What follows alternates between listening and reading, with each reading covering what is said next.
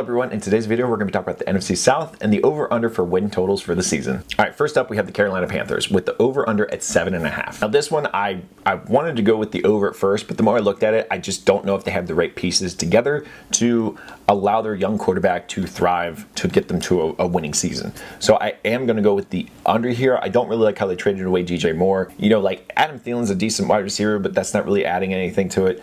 They also signed DJ Chark, so like they have these guys who are good, but they're not elite, and I don't think that's going to help their young quarterback play well. And they did get Miles Sanders, and I think that's helpful, but I don't think it's going to be enough to get them over that hump to win in this division. Next up, you have the Atlanta Falcons at 8.5. This is all going to come down to Desmond Ridder and how he does as a quarterback. I got to watch him at the University of Cincinnati. I might be a little bit biased here, but I thought he did really well. I thought he was a good quarterback. He's one of the most winning quarterbacks in college of all time, and he just has a lot to him, and he has a lot of weapons around him. I mean, he has Pitts, he has Drake London, he has Bijan now, and so this team as a whole, they have a good just overall offense. They have a great running game, and I don't really see a way that this team doesn't win. They add a lot of things on defense. They got the safety from the Cincinnati Bengals, Bates, and they just have a lot of pieces where I think that they're going to surprise a lot of people this year, and they're actually going to hit the over on this. Now, the next up is the New Orleans Saints at 9.5. Now, at first, I wanted to take the over on this, but the more I looked at it, the more I was like, you know what? I think they actually can get this done.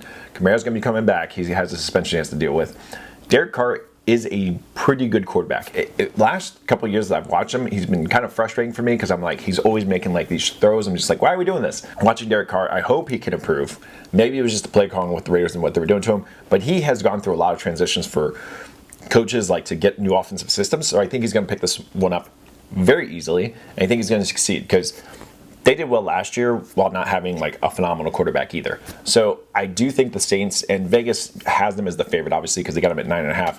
I think they can barely get the over on this, or they'll hit the over. Next up you have the Buccaneers at 6.5. Now with the Buccaneers, it's the lowest over under, but I'm still going to be taking the under on this. I don't like Baker Mayfield as a quarterback.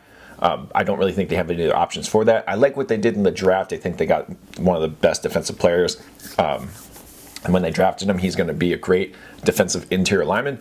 But that can't win the game for you just off one player alone. So unfortunately, I think that the Tampa Bay Buccaneers are also going to be in the sweepstakes for the #1 draft pick. I just can't see any scenario unless Baker Mayfield just like balls out that the Buccaneers get over this win total. But what do you guys think for the over-under for these teams? Let me know in the comments down below. If you guys like this video, please hit the like and subscribe button, and I'll see you guys next huddle. Ready, break!